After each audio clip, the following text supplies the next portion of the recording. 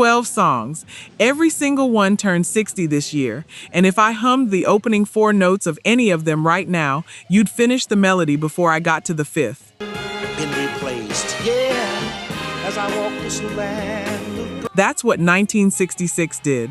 Motown, Stax, Atlantic, all running at full speed at the same time, all dropping records that didn't just chart. They became part of people. She may be weary. Them younger. We're counting down 12 of them, and the stories behind some of these songs, you are not ready. Just look over your shoulder. Number 12. This Old Heart of Mine is weak for you. The Isley Brothers. Before the Isley Brothers were funk royalty. Before It's Your Thing. Before they owned their own label.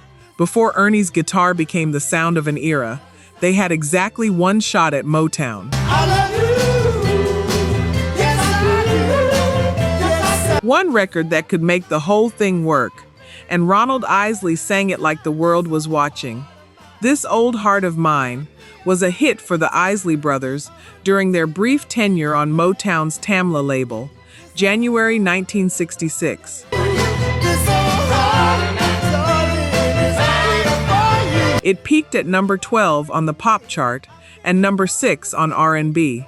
That intro hits and something in your chest lifts before a word is even sung. You know that feeling. But here's what most people don't know. Holland Dozier Holland wrote it, but it was originally intended for the Supremes. The Isley Brothers weren't the first choice. They were the redirect, and Motown made sure they knew it. Despite the early success of their Motown debut, the Isley Brothers would be alienated from the label because it treated them as a second-string group. And if you've ever done work that deserved more credit than it got, if you've ever been in a room where someone else got the shine your contribution earned, you know exactly what that wound feels like. The Isleys wore it quietly for years. By 1968, they walked. The Isleys' Motown hit had a resurgence in 1985 when it was prominently featured in the Knowing Her episode of the Moonlighting TV show. But before that, the brothers left Motown and relaunched their own T-Neck Records. First record they put out, It's Your Thing. Number 2 pop, number 1 R&B. They had been trying to tell us something the whole time. They just needed the freedom to say it. In the UK, the song originally reached number 47 in April 1966, but it recharted in late 1968 and reached number 3 for 2 weeks in November, higher than it ever placed in the United States. Then Rod Stewart re-recorded it in a duet with Ronald Isley. Their version peaked at number 10 on the Top 100. The original singer, back on his own song decades later. 60 years on, that original still holds. Some songs were meant to outlast the room they were recorded in.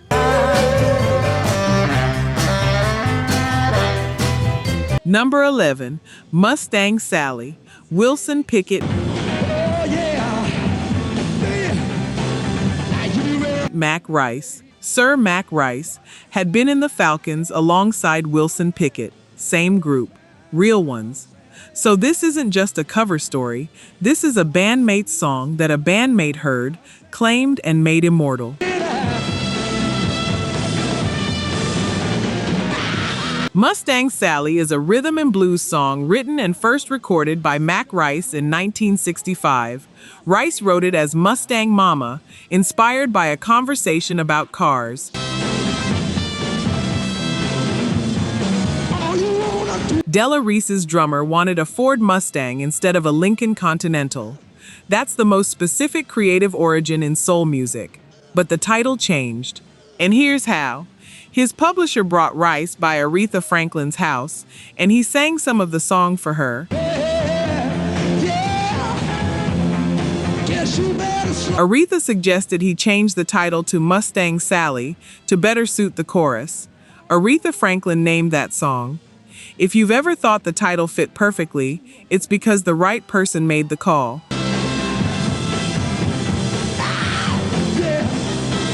Rice released his original version in May of 1965 on the Blue Rock label, and it peaked at number 15 on R&B. Wilson Pickett came across the song when Rice was booked to play at the Apollo, and the headliner Clyde McPhatter didn't show.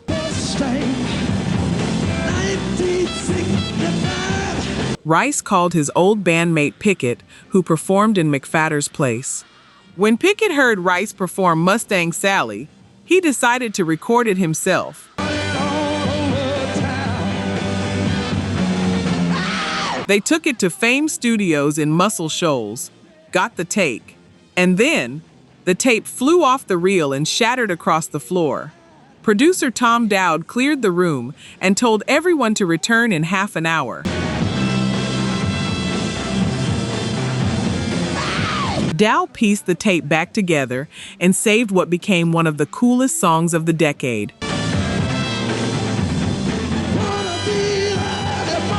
That patience, that half hour of Dowd sitting alone putting fragments back together by hand, is why you've heard Mustang Sally at every reunion, every bar band set, every celebration that needed something everybody knew. All you wanna do is ride around Sally.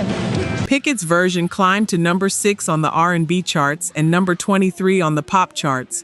Wilson Pickett's version of Mustang Sally was inducted into the Grammy Hall of Fame in 2000.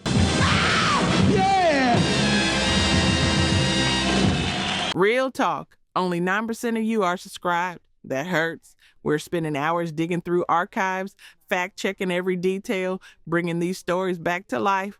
And if you're watching this far, you clearly care. So hit subscribe. It's free and takes 2 seconds. Now, to my subscribers, barely any of you have joined the membership. And honestly, that stings even more. You know the work we put in. You keep coming back. If these videos have ever made you feel something, if this music means something to you, join the membership. It's $1 coffee a month, and it's the only way we keep this going. Let's build this together. All right, back to it. Number 10, Uptight, Everything's All Right, Stevie Wonder. You have to understand where Stevie Wonder was in 1966 before you understand what this record actually means. At 15 years old, Stevie Wonder was almost a has-been. He had started his career at Motown 4 years earlier, and shortly after his 13th birthday, Wonder earned his first hit with Fingertips, Part 2.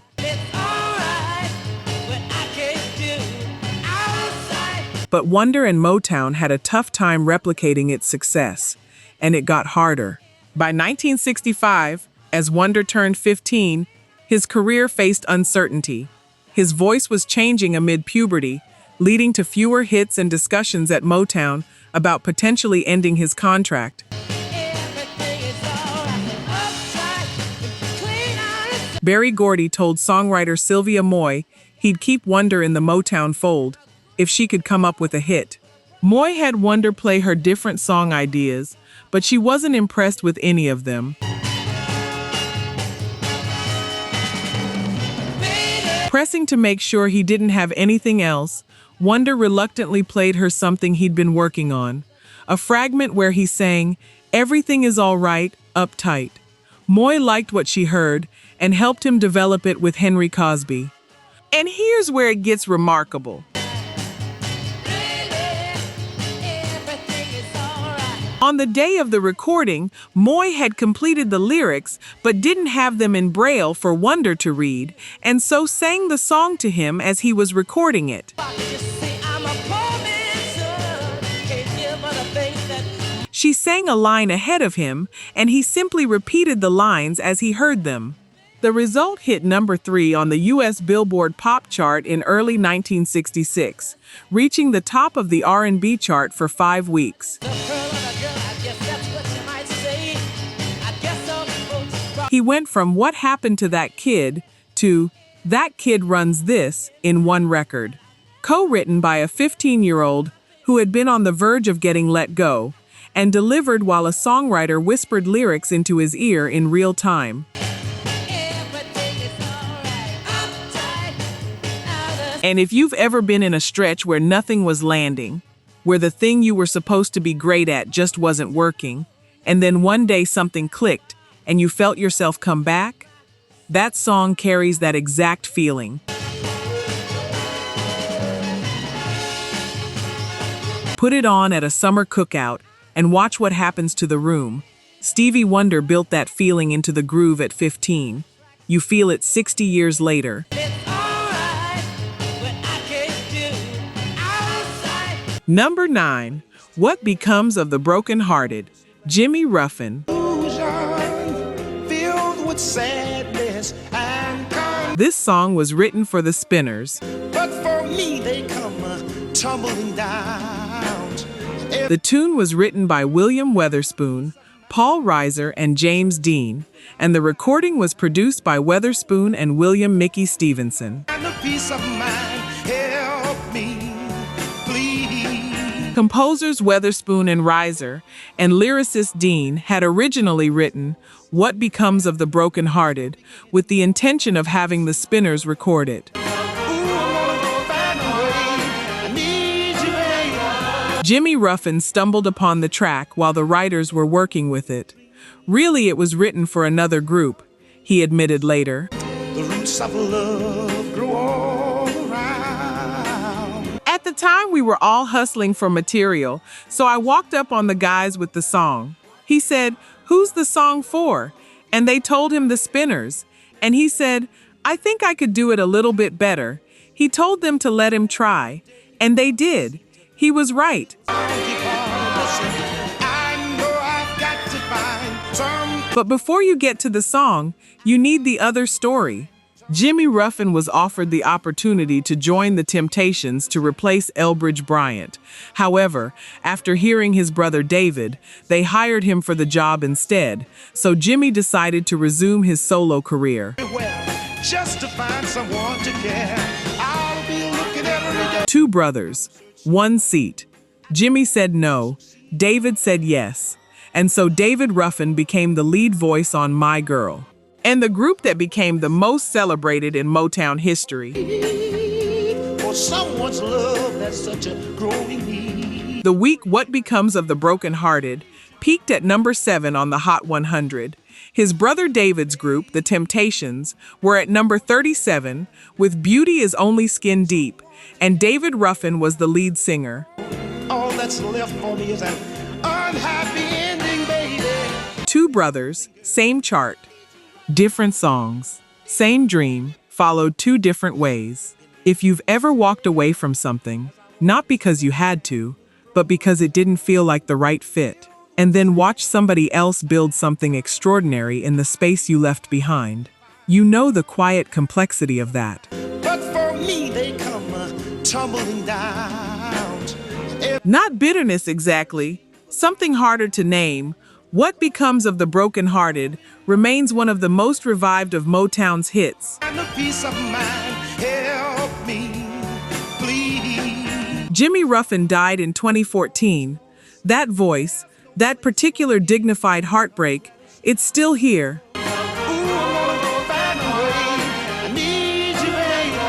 Number 8. You Can't Hurry Love, The Supremes. It's a game of a give and take. You can't hurry love. No, you just have. September 1966. The Supremes already have 6 number 1 hits to their name.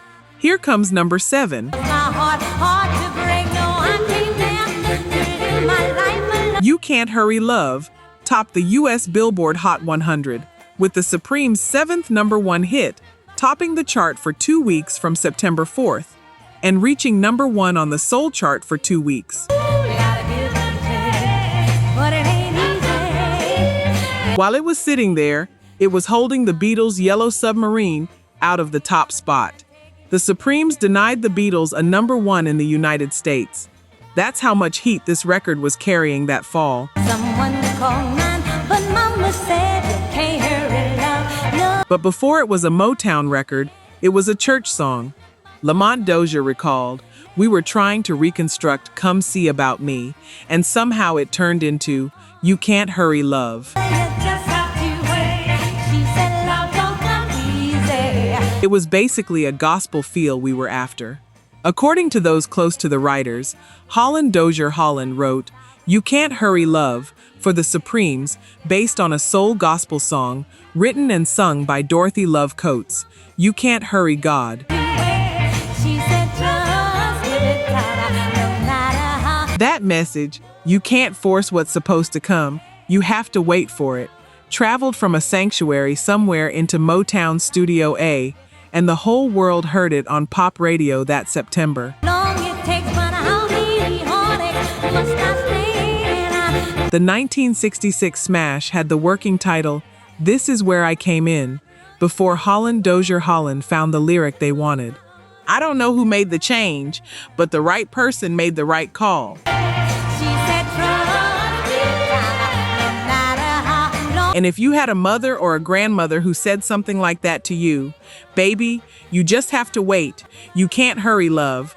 You already know this song is not just a pop record. Voice to talk to me at night. Was something there? It's wisdom you'd heard before. In someone's kitchen, at someone's table. Some of y'all know exactly whose voice I'm hearing right now. And you're nodding. For I find a love, turn and then live again. Right now. Florence Ballard's background vocals are on this recording. By the following spring, she'd be gone from the group. But in 1966, all three of them were still together, still there. And this was one of their finest hours. No, you just have to wait. She said love don't come easy. 16 years later, Phil Collins re-recorded the song. When released as a single, it became a #1 hit in the UK. Gotta give and take, but it ain't easy. 16 years later, and it still landed. Number 7, Hold On, I'm Coming, Sam and Dave. Isaac Hayes and David Porter were in a writing session at Stax Records. Nothing was coming. Hayes was frustrated. Porter had been in the bathroom long enough that Hayes got up and went to the door. He told him to hurry up. From behind the door, Hold on, I'm coming.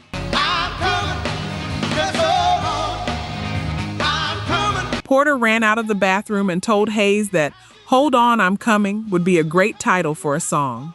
Hayes repeated this story in various interviews, including one with Reuters in 2005. They had the whole song in 5 minutes.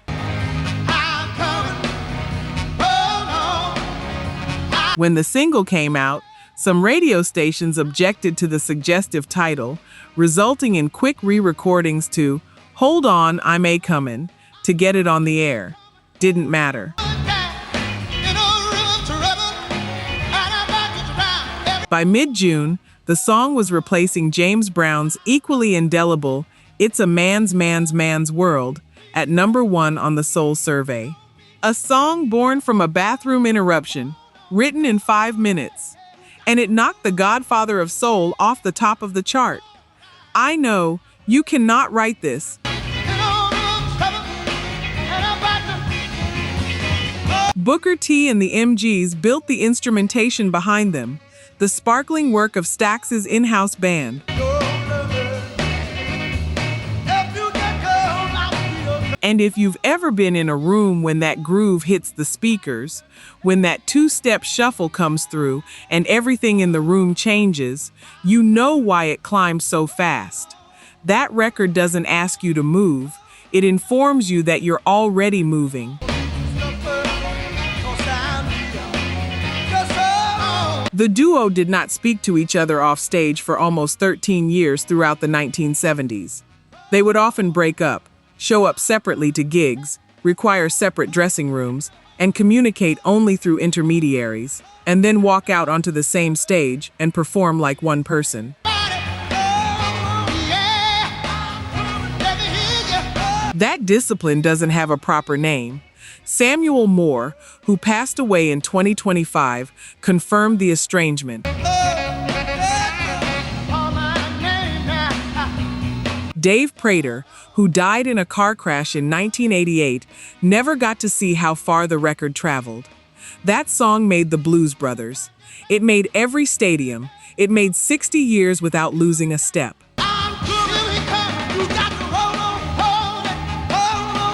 Number 6, River Deep Mountain High, Ike and Tina Turner. Phil Spector was convinced this was the greatest record ever made. He wanted absolute control, so he offered Ike Turner a check. He didn't want Ike Turner around trying to change things, so he gave Ike $20,000 to not show up at the studio. Ike took the money and stayed home. Spector worked with Tina Turner on take after take, accompanied by 21 musicians and 21 backing vocalists to create a mini-epic pop song. He called it his masterpiece. George Harrison called it a perfect record. Brian Wilson was floored.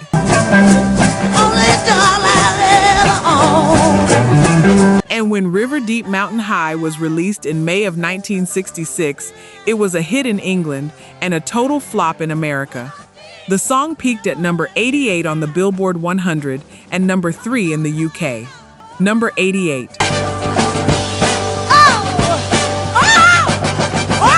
A song George Harrison called Perfect. On the American chart at 88. After the failure of the song in America, Phil Spector was devastated and went into seclusion and didn't produce anything for a few years. He couldn't understand why American radio programmers wouldn't respond to what he'd built.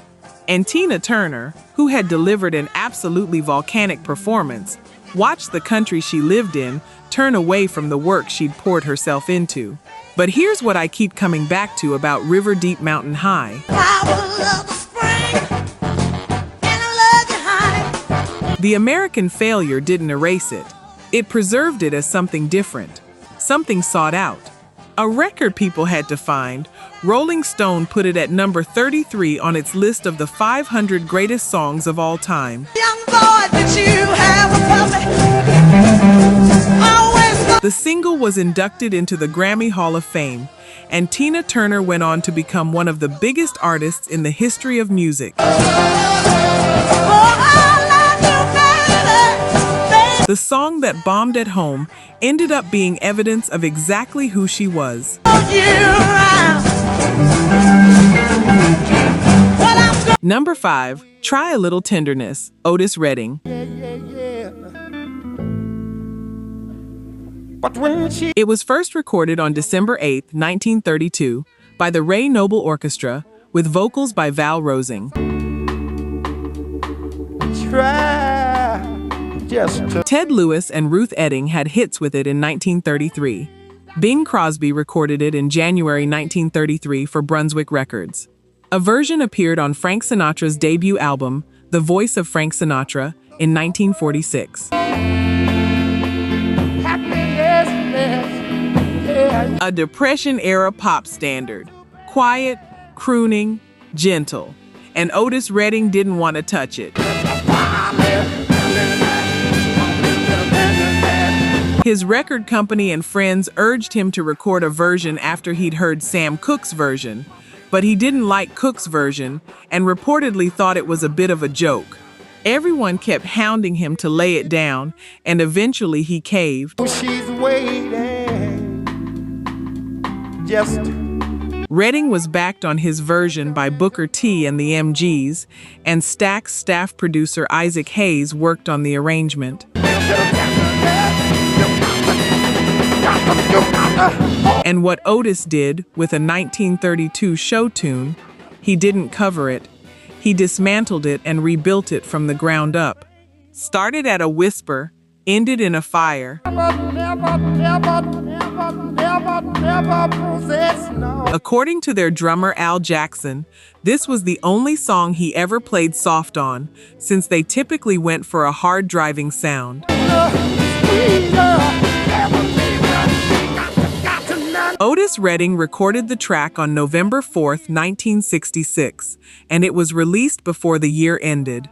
It peaked at number 25 on the Billboard Hot 100, early in the year of his fatal December 1967 plane crash. All you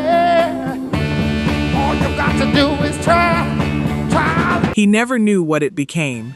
Never knew that Three Dog Night recorded this as a tribute to the late Otis Redding, the year after he died. Never knew that it would be inducted into the Grammy Hall of Fame. And it makes it easy. Never knew that 60 years later, every time those drums finally kick in and his voice starts climbing, every person in whatever room they're in stops doing what they were doing. Got to do. He was 26 years old when that plane went into a Wisconsin lake. He had given us a 1932 song and made it feel like it was written that morning. That is a different kind of gift, and it cannot be replicated. She may be weary. Them younger. Nobody else sounds like that on this song. Nobody. Yeah. But when she Number 4, It's a Man's World, James Brown. woman or a girl. James Brown recorded it on February 16, 1966, in a New York City studio and released it as a single later that year. Man's world. It reached number 1 on the Billboard R&B chart and number 8 on the Billboard Hot 100. 'Cause man make them toys. You know that opening, that slow guitar figure, the strings underneath it, and then James Brown, not performing, preaching, listing everything man has made. Load. Man made the electrolyte. The car, the train, the boat, like Noah made the ark, the electric light, all of it. And then, after all of it, but it wouldn't be nothing without a woman or a girl. Nothing without. The title is a wordplay on the 1963 comedy film, It's a Mad World. There is nothing comedic about what that song does to a room. But here is the part that doesn't get enough sunlight. You see, Brown's co-writer and one-time girlfriend, Betty Jean Newsom, wrote the lyrics based on her own observations of the relations between the sexes. man made the cars to take us over. She recalls they were on a 20-hour drive from Harlem through South Carolina and further west into the Deep South. During the drive, Newsom was humming a tune to Brown. He listened carefully and began to sing along with her. Newsom claimed in later years that Brown did not write any part of the song, and she argued in court that he sometimes forgot to pay her royalties. Woman or a girl. If you've ever done the creative work, really done it from scratch, from the inside out, and then watched someone else stand in the spotlight above it, you know that particular kind of invisibility. Man's world. It's not loud, it's just there, all the time, quiet and persistent. Betty Jean Newsom wrote those words about what men have built, and about what none of it means without women. And she knew exactly what she was saying. Nothing without a woman or a girl. In 2004, It's a Man's World was ranked number 123 on Rolling Stone magazine's list of the 500 greatest songs of all time. Little bit of baby girls and a baby boy. James Brown's name is on it, But a woman wrote those words, and the words are the thing that make it eternal. Man made the boat for the water. Number 3, Ain't Too Proud to Beg. The Temptations. Please don't leave me, girl. Ain't too proud. Norman Whitfield had a song. Berry Gordy told him no. Whitfield brought it back. Berry Gordy said no again. On your doorstep all night and day.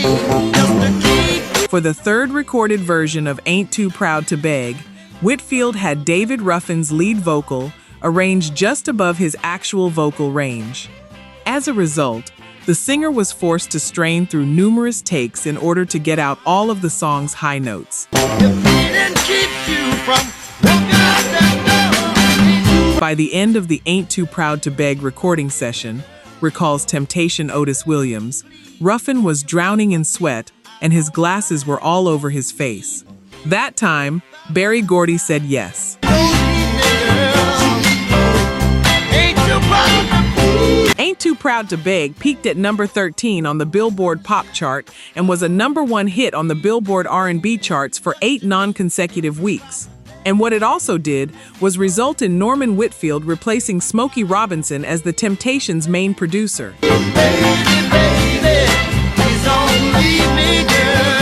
One recording session, and the entire creative direction of one of the most celebrated groups in Motown history shifted. Here's the human part of all that.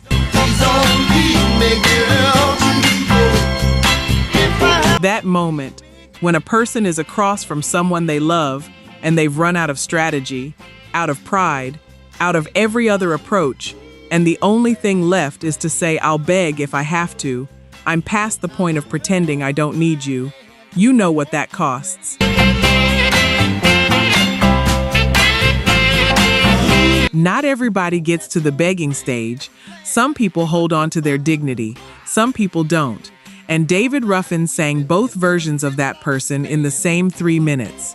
In the pit of my heart, and each day it grows more and more. The Rolling Stones recorded a cover in 1974. There is a Broadway musical named after it. 60 years later, that raw need in Ruffin's voice still sounds like somebody in the room with you.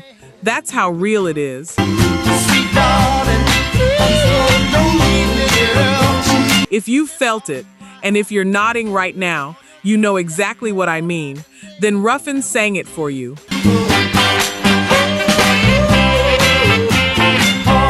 Number 2, Reach Out, I'll Be There. The Four Tops. When Berry Gordy played Reach Out, I'll Be There for the Four Tops, they tried to talk him out of releasing it. Duke Fakir recalled when the quartet met with the Motown founder just before the record was due for release. Fakir remembered the words, "Berry, stop. Don't do this to us. That's not the Four Tops. This record has no anchor. We've got momentum, we're riding the crest. Don't screw us up." Even Levi Stubbs, the man who sang lead on it, didn't believe in it. When Brian Holland and Lamont Dozier took the finished record into quality control, almost everybody said, "Whoa, wait a minute. That sounds strange." Smokey especially. That ain't gonna sell.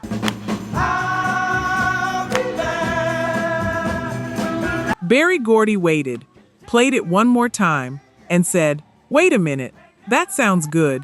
It's different enough to sell." He was right.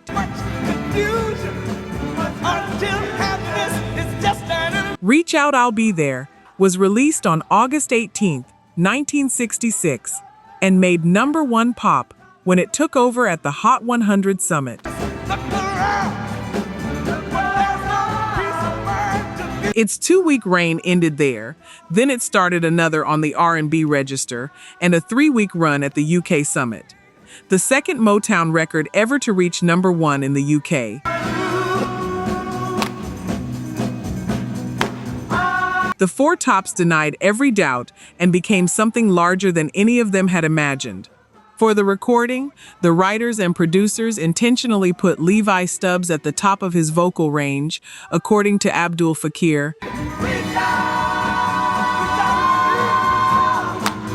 to make sure he'd have that cry and hunger and wailing in his voice. The line, "Just look over your shoulder," was something Stubbs threw in spontaneously. It wasn't even in the song. He ad-libbed it mid-take. They left it in, and now you cannot imagine the song without it. Before any voice is heard on "Reach Out, I'll Be There," there's the piccolo sound. The player was a youngster by the name of Danya Hartwick. I was 14 years old in the summer of 1966, a few sessions with the Detroit Symphony Orchestra under my belt, she recalled. A 14-year-old girl playing the opening note of one of the most recognizable records in the history of popular music. Rolling Stone ranked Reach Out number 206 on its list of the 500 greatest songs of all time. In 2022, the single was selected by the Library of Congress for preservation in the National Recording Registry. Number 1, When a Man Loves a Woman, Percy Sledge. After working as a hospital orderly in the early 1960s, Sledge achieved his greatest success in the late 1960s and early 1970s with a series of emotional soul songs. But before any of that, Percy Sledge was just a man with a broken heart and a weekend band. According to Sledge, the inspiration for the song came when his girlfriend left him for a modeling career after he was laid off from a construction job in late 1965, and he didn't have the money to go after her. So he did the only thing he had left. He sang about it. Improvised it one night over a slow blues his bandmates were playing. Just poured it out. Record producer Quinn Ivey was in the audience that night, and he was blown away by the power of When a Man Loves a Woman. "If you ever think about cutting a record, come on by," Ivey said. Sledge took him up on the offer. Then something strange happened. Ahead of its release on Atlantic Records, the label's boss Jerry Wexler noticed something was wrong with the horns on the original version. They were out of tune, and he wanted them to change the horns. They went back in the studio and changed the horns, got different horn players to play on it, but then the tapes got mixed up, and Atlantic put out their original version, the version with the imperfect horns, the accidental version. That is the record that went to number 1. Released by Atlantic Records in April 1966, Sledge's recording reached number 1 on both the Billboard Hot 100 and R&B singles charts, becoming the first number 1 hit recorded in Muscle Shoals. And because of what it did, because the world stopped for it, Atlantic made up for the shortfall of in-house productions. Because of Percy Sledge and his crossover hit, a struggling young singer named Aretha Franklin went down to record in Alabama and returned as the Queen of Soul. Percy's record didn't just make Percy famous, it made the sound possible that made Aretha a legend. And then, in an amazing display of generosity, Sledge gave all the writing credit to his 2 bandmates, Calvin Lewis and Andrew Wright, even though he wrote the vast majority of the song himself. "Worst decision I ever made," he said decades later. but I am not at all bitter. I figure if God wanted me to do what I did and say what I did to tell those guys they could have the song, then I'll leave it that away and I would never change it.